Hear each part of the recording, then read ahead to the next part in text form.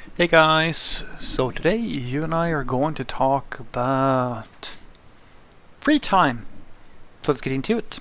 So the question in question was, well, hi Frederick, do you think that it is possible to keep up with the industry work and also have a family, hobbies, friends, time outside the computer screen? In other words, have a life.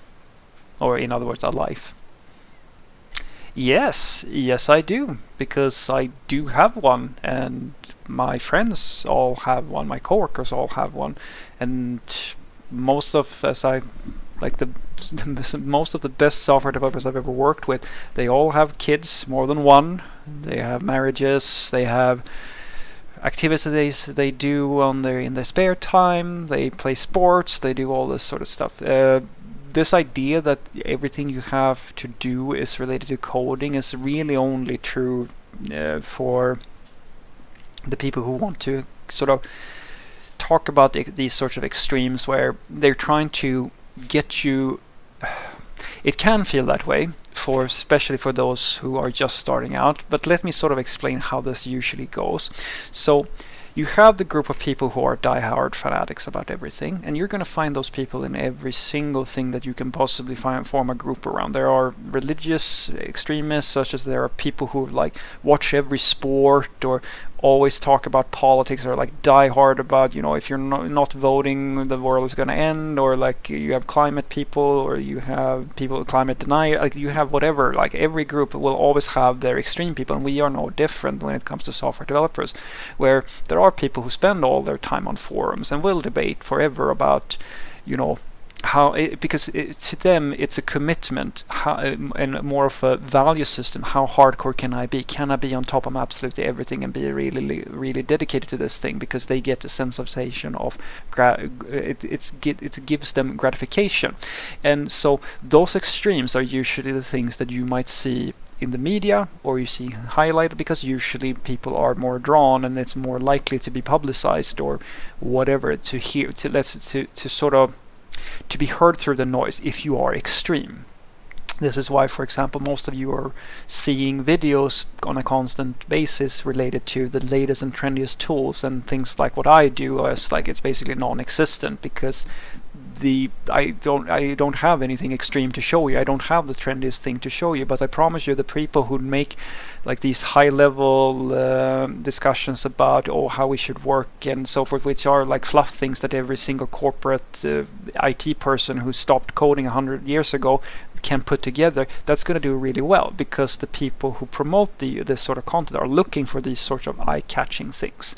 And so you get tricked into this idea that coding is all that the software developers do, when the reality is that it's actually just a small portion of people who dedicate this sort of time that you were talking about, and most of them are lying about how much they are putting into it. I can promise you that much, because the only time when you really see these sorts of, like as I said, the people who do competitive coding at all times and so forth, they are definitely there, they exist, but it's not like that's a constant thing, and it's definitely not something they're going to most likely do for the rest of their life. Because as you become more experienced, one of the things is that will happen for some is that they will start becoming complacent. And so, as this person sort of touches on, which I sort of talked about in the video they commented on, which is that if you are a senior and you're getting replaced by juniors, you're basically complacent, and you've basically done too little to keep yourself updated. And so of course people start to think about, does that mean that they have to study all the time and learn all the things? And I go, no, it's just that you don't understand what it means to be fully outdated, and how you get to such a state.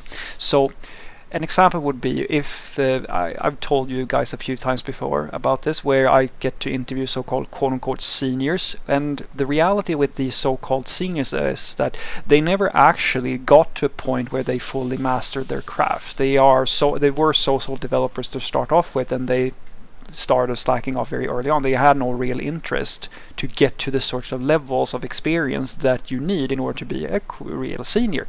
It's just that the industry has gotten to a point, as I like to say, we have diluted what it means to be a senior, so that today a subpar senior software developer who is who can basically not deal with a lot of the so-called senior level problems that you might deal with, can swing that they're a senior because they know enough of it to be able to trick and basically make their way through a recruitment process where most people don't actually know what it means to be a true senior. But when you get to a level of experience where you really know your shit, which usually happens if you because the outdated part only happens when you don't really know what's going on and you don't keep yourself updated. But if you have even the slightest level of mastery of what you're dealing with, you will get to a point where the time it takes you to learn a new framework or a new tool or like read up on something, if you simply read a newsletter, even if it's once a month, you will see that after a while everything just seems to be a repetition of things you already sort of know, because you've done this a million times before. So it doesn't matter if there's a million libraries. For juniors it's usually different because you're sort of scrambling to figure out what is relevant. Everything seems relevant to you because it's all new, it's all interesting. You don't really know what it means to live the life of a software developer. But if you're at, say, my level, or if you're or even higher up than that, it's not really something that you might be looking. If you, in the start of things, you read 10-20 articles a week because everything is new to you. Like, I might read one article, guys, a month. I scroll everything and I keep up with all the newsletters, but it's very rare that I find an article that is genuinely interesting for me to read, because I've reached a level where I can literally build most of the tools that you might be reading about, or all the techniques are either a repetition of something I already know, or in some cases it's actually that I might actually figured out a better way of doing things. So someone figured out the exact. I've seen many times, guys, where someone has posted a really nice Medium article posting basically the same findings that I myself have figured out. And so you get to that point where the time you have to spend to keep yourself updated becomes almost nothing. And the only time you really get that outdated, as I said, is either if there's like a massive innovation about something, like I like to use, if you stopped keeping yourself updated, or like even reading about what's up and like what changed within, say, front end when jQuery stopped being a thing and the React and Angular and so forth came along, then yeah, you have a problem. But it's very rare that those sorts of gigantic changes to people's workflow happen. And most software developers, as I said, when they really know their stuff, they can learn basically anything that they need to learn to keep themselves updated in their place of work. The only time that doesn't happen is, as I said, either if they work in a company that doesn't leverage any of those tools and they have no information flow whatsoever. They spend no time. And I'm not, as I said, I'm not talking about hours here. I'm talking a few minutes a week reading about articles, figuring out what the new tools are and so forth, and actually reflecting on whether or not this is relevant or not. That happens to quite a lot of software developers, guys, but it doesn't have to happen to you. And I trust me when I say this, some of the best software developers I've ever worked with, and they are top-notch developers, they're average people.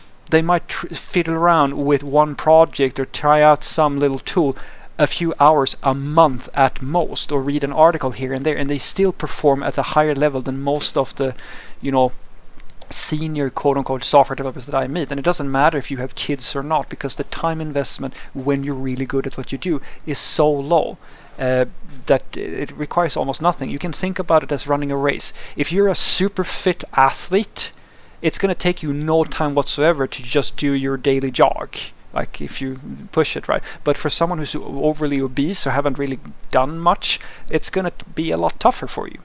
So what I want you to take away from this is that it is absolutely, I know for a fact that it is possible to have live a full family life and have friends and all of these sort of things and still make it as a software developer.